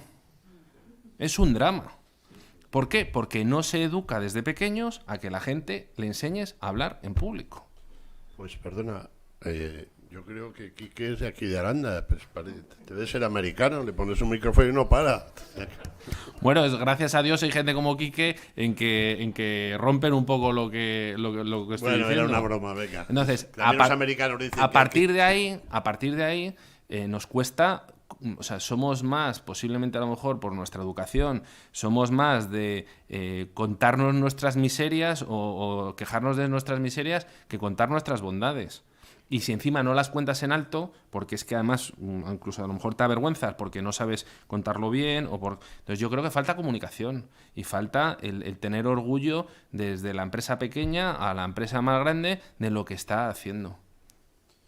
César.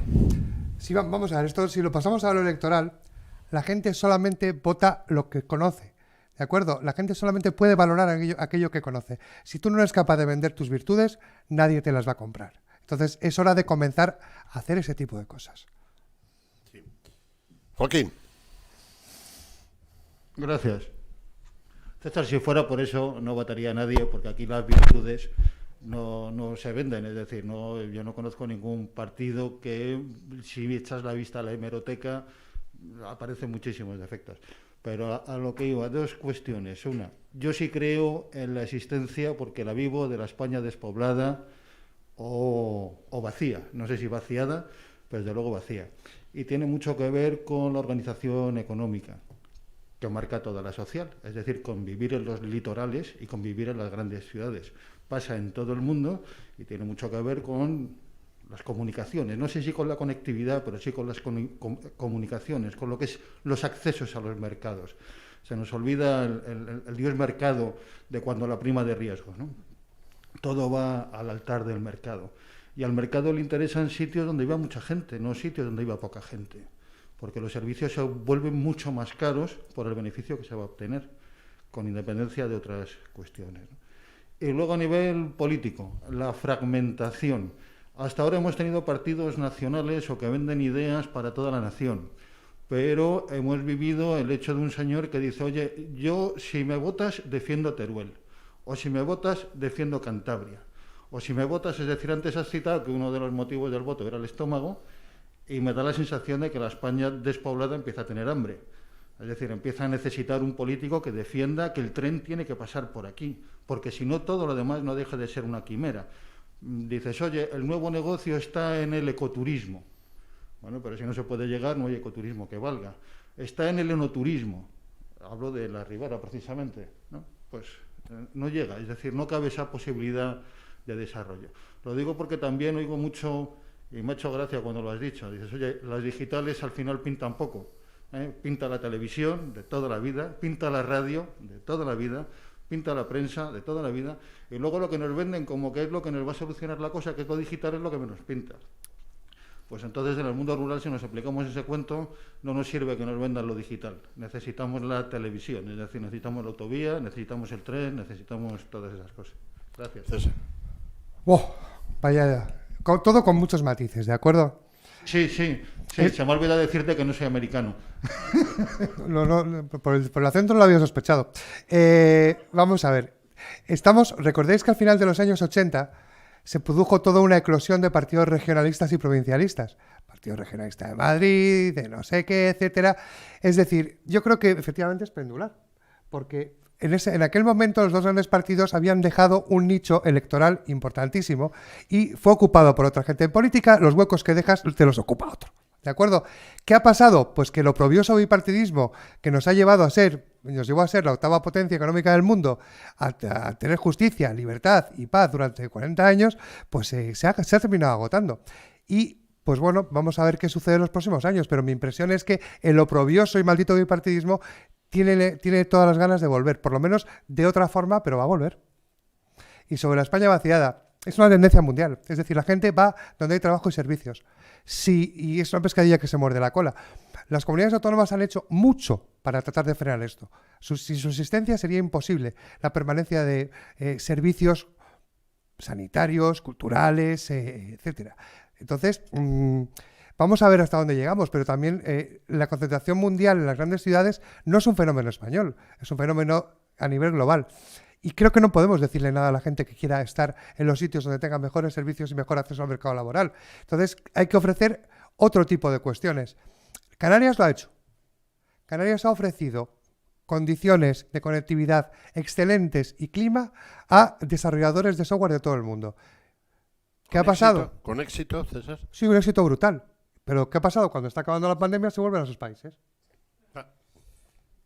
Jorge, venga. Para no meterme en un charco y no voy a hablar del tren. ¿Del tren de Aranda? Del tren de Aranda. Yo creo que ha habido muy poca valentía política en general y mucho egoísmo en particular. Y hablo de Castilla y León. Es inviable que haya 4 aeropuertos en Castilla y León. O que hubiese habido 4 aeropuertos en Castilla y León. Es inviable. O sea, inviable. O sea, tienes Burgos, tienes León, tienes Valladolid y tienes Salamanca. Burgos tienes 1 hora a Bilbao. León tienes 1 hora y pico, un aeropuerto en el Principado de Asturias. Valladolid, prácticamente todas las provincias están a 1 hora salvo Soria o hora y media. Salamanca, 3/4 partes de lo mismo. 1 hora tienes a Valladolid y tienes 1 hora y 3/4. ¿Ha habido valentía para decir vamos a hacer un gran proyecto de aeropuerto en Valladolid? Soy de Salamanca, mis padres son de Zamora, con lo cual sospechoso justo. ¿Ha habido alguien que haya hecho una apuesta real y decir vamos a hacer un gran aeropuerto en Valladolid que realmente pueda dar servicio a Castilla y León y dejemos de enterrar dinero en otros 3 aeropuertos que con un poquito de fortuna en el de Burgos este año habrá 40 vuelos a las islas y se acabó? En Salamanca 3/4 partes de lo mismo. O sea, no ha habido ninguna. Ninguna. O sea, no ha habido ni valentía política y egoísmo, porque se ha intentado repartir miserias en que se ha demostrado que no ha servido absolutamente para nada. Los 4 aeropuertos, los 4, son completamente ruinosos. Es más, yo creo que incluso ponerlos en marcha costaría un dineral, pero como somos unas provincias en las que todo lo queremos para nosotros, queremos 18 universidades en 9 provincias que somos y demás. ¿Que es una faena, y me meto en el charco del tren, que Aranda tiene que tener y Burgos debería tener una conexión directa? Claro que la debería tener. Pero a lo mejor no tiene que ser un AVE. Entonces, es que es mucho más, o sea, económicamente, lo que pasa es que se ha gastado a manos llenas y se ha tirado a manos llenas, es que para que un directo en AVE a Burgos sea a lo mejor 1 hora y 10 y que se tenga que hacer una conexión directa Madrid, Aranda, Burgos, suponga unas inversiones que con todo lo que se ha derrochado podríamos haber hecho 3 AVEs directos o 5. Pero la realidad es que para ganar 15 minutos a Burgos, a llegar a Burgos, o a lo mejor para llegar a Santander e intentar hacer un Palencia-Santander, es tal barbaridad lo que se tiene que invertir para la rentabilidad tan pequeña que es, que si tú le llegas y dices, pues mira, te vas a tener que ir por Bilbao y hacemos la conexión Bilbao-Santander, que es mucho más pequeña, sale mucho más económica y al final has gastado 20 minutos, vas a consumir 20 minutos más de tu vida. ¿Qué es lo que pasa? Se ha desperdiciado mucho. Pero somos egoístas y al final queremos todo a la puerta de nuestra casa. Y políticamente no ha habido, y en esta comunidad, gobernada por muchos años por un mismo partido político, mientras que ha habido las vacas gordas, se ha intentado repartir, pero cuando han llegado las vacas flacas, ha demostrado que ha sido la miseria para todos. Bueno, yo creo que el espíritu que yacía ahí en la pregunta, en la reflexión de Joaquín, es que hay 3 o 4 grandes problemas en España que si se resolvieran, como diría el clásico, sería la rehostia, la nación española. Pero no hay decisión política, es decir, si son 3 o 4, la ordenación del dinero público, de una vez por todas acabar con el debate territorial que nos tal cual. la institucionalización de la administración. Aquí ha estado el ministro alemán, diplomático de carrera, que ha estado con todos los gobiernos y es el escalafón, los méritos objetivos, etcétera, etcétera. La cultura del mérito. Yo creo que lo que decía, y está súper diagnosticado, todo el mundo sabe cuáles son los males de la patria. Pero no hay huevos, así. Usted quería preguntarse.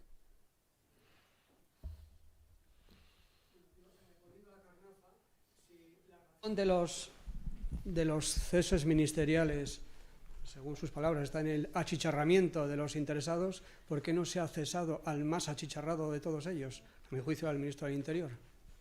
El que lo entienda, que me lo explique.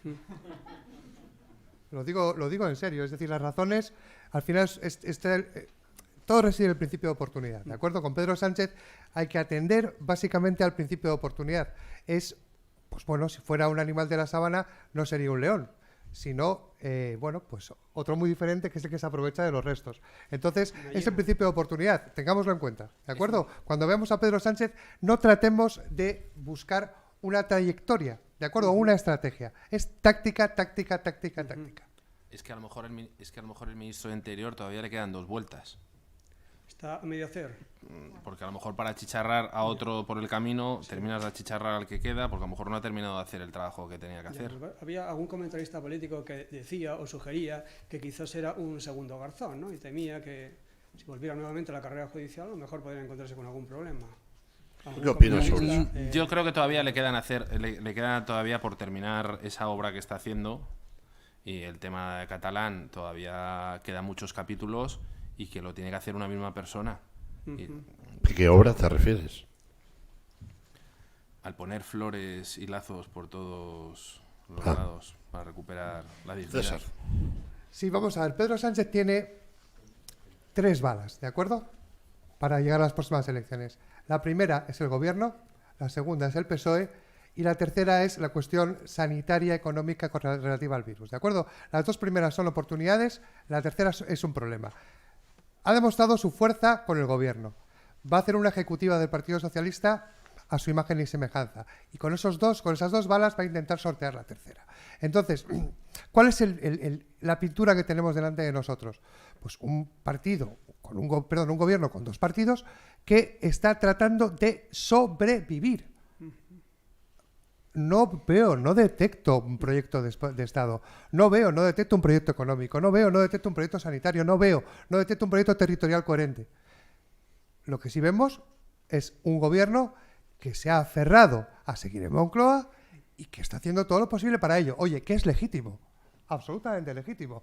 Pero yo hoy he escrito un artículo para Economía Digital en el que recuerdo, pues eso, lo que tú decías, un Felipe González que dijo en Venezuela que él prefería que le clavasen un puñal en el estómago en el metro de Nueva York que vivir 30 años de paz en Moscú.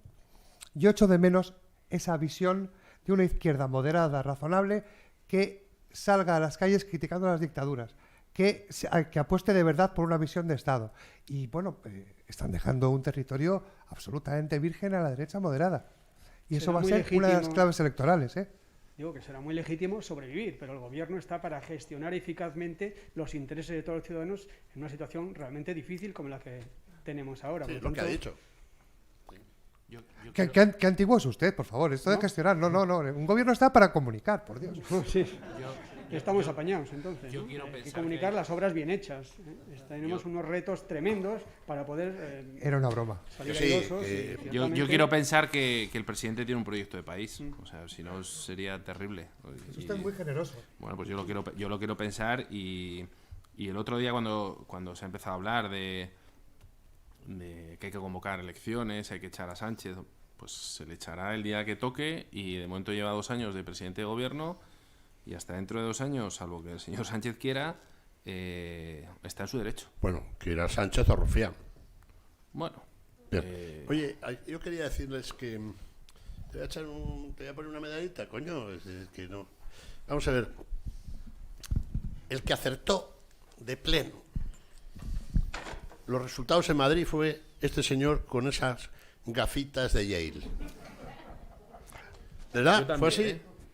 Y hubo una idea que es verdad que nos habíamos caído porque al final, como vamos en esta vorágine, por primera vez desde la restauración democrática, es decir, desde la muerte del general Franco, el centro derecha abanderó la libertad, que era teóricamente un valor de la izquierda, ¿os acordáis? Porque bueno, los chicos jóvenes no se acuerdan de nada, porque como, en fin, pero los que tenemos algunos años, siempre era socialismo, libertad, cosas de esas, ¿no? Por primera vez, una muchachita así, que tampoco es Eleanor Roosevelt, les quitó, digamos, esa bandera. ¿Querías decir algo después de la medalla que te he puesto? ¿O qué? Sí, vamos a ver, estoy de acuerdo. Vamos a ver, las medallas de la izquierda fue la primera lucha contra el franquismo. Era una medalla que se tenía que poner la izquierda. Pero es que fíjate, la derecha, el centro derecha le ha robado ya dos. Primero, la palabra constitución, el marco constitución, y en segundo lugar, el marco libertad, ¿de acuerdo? Y el marco democracia, que se lo acaba de robar ahora con el tema cubano. La izquierda, el gobierno de España, ha salido de forma muy timorata a defender a los cubanos que están peleando por la libertad y la democracia en las calles. ¿Qué va a pasar en las próximas elecciones? ¿Dónde se va a jugar? ¿En lo territorial? ¿En la libertad? ¿En la democracia? ¿Dónde? ¿Dónde se va a jugar? Ese realmente es la clave de las próximas elecciones, es quién va a elegir el campo en el que se va a jugar, cuáles van a ser los temas de la agenda de campaña. Y mi impresión es que a la izquierda le quedan cada vez menos temas en los que va a ser hegemónica. Yo quiero pensar que hay otra izquierda también. O sea, y que dentro de esa izquierda puede haber otra izquierda. Y al final... Pues sí que estás hoy... porque al final siempre va a haber izquierda y siempre va a haber derecha. Y sí, al final Sánchez pasará o no pasará y llegará gente más moderada o menos moderada, pero siempre va a haber una izquierda. Y hombre, supongo que como la libertad en Cuba también llegará. Bueno, yo llevo, en fin, 40 años diciendo va a caer, joder. Pues pero yo lo hablaba el otro día, y aquí la gente que tiene un poquito más de edad les preguntaría: cuando los padres a lo mejor de los años 80 veían a Felipe González y pensaban que era el demonio, o que veían a Fraga y pensaban que era el demonio, si lo pensamos hoy, no sé si los mismos que estamos hoy, los que piensan, me da la sensación que es lo mismo. O sea, los que ahora mismo están diciendo que Felipe que es maravilloso, que ojalá que la izquierda fuese como la de Felipe, no sé qué, a lo mejor si le preguntas hace 30 años, ese pensamiento de Felipe era un ogro y Fraga era un ogro, y es el mismo planteamiento que se está haciendo hoy. Se nota que tienes 40 años, no es así. De verdad que no. Lo de Fraga pues es posible, Felipe no. Ocupó... A Felipe le llevó el pueblo. Oye, Guerra transversal, tal. Era otra cosa. Bueno, pero Guerra era el núcleo duro del socialismo en aquel momento, mano derecha de... Sí, de pero no Felipe. Nacionalizaron las mercerías. Nacionalizó a su hermano. A ver, usted joven. Nos metió en la OTAN, por cierto. Sí, pero claro, un saco de patatas comparado con lo de ahora, joder, no. Buenas tardes. Hemos oído hablar de un asesor político que ha asesorado a partidos políticos de diferente ideología. ¿Es fácil ser asesor político y poder asesorar a partidos de diferente ideología? No sabemos si es su caso, pero ¿es fácil? No es sencillo. Por eso pagan bien. No es cierto. Vamos a ver. Tiene que haber una conexión ideológica, funcional o de cualquier tipo con el candidato. Si no funciona. Yo conozco muchos candidatos que han asesorado muchos asesores que han asesorado a candidatos de diferentes ideologías. Lo que no conozco es a asesores que hayan entrado en gobiernos de diferentes ideologías. Sí. ¿Cuál es tu opinión? ¿Un bodeguero puede hacer vino solo para una bodega? No. Puede hacerlo para más. Tú trabajas para Promecal, ¿no? Para Castilla y León Televisión. Sí, bueno, Promecal. ¿Y trabajarías para la competencia? Si es que hay, que no lo sé. Yo soy católico. Universal. ¿Trabajaría para un medio que fuese contra mis principios católicos? No. Amén. Amén, sí, total. Bueno, señores, pues como que no quiere la cosa, hemos llegado ¿Tú bebes vino, César? No. Ya me lo prohíbe mi religión. Vale. Pues oye, muchísimas gracias por haber venido. Te has perdido en Madrid. Mañana viene el alcalde aquí de Madrid y le diré que César Calderón ha dicho que el tráfico era un desastre y que le impidió llegar un cuarto de hora antes. Absolutamente. ¿Sí? De mi parte se lo dice, si no se lo digo yo ahora. Bueno. Muchísimas gracias a todos por haber aguantado Gracias. estas casi 2 horas. Sí. Bueno, yo les voy a recordar mañana que viene Miguel Álava. Yo no sé si habrá llegado ya Miguel Álava, el director general de Amazon. Luego viene Vicente Vallés, que es una persona que conocen los dos. Luego viene el consejero a las 4 de la tarde de Cultura y Turismo, y Simón Pedro Barceló, que es el líder del grupo Barceló. Y finalmente a las 5:30 viene el alcalde de Madrid. Oye, gracias, muchísimas gracias, y que la Virgen de las Viñas les acompañe. Adiós.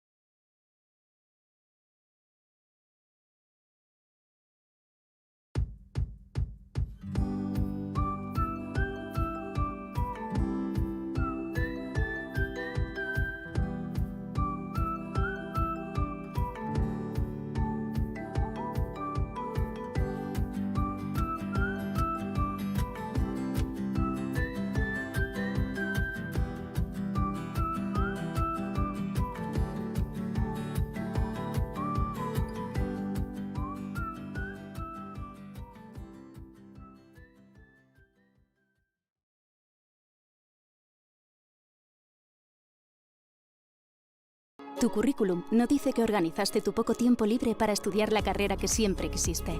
O que tras años sin estudiar, decidiste especializarte con un máster para crecer profesionalmente. No dice que cuando quieres algo, no hay quien te pare. En la Universidad Udima te ofrecemos una metodología online que encaja con tu ritmo de vida. Eres más de lo que se ve.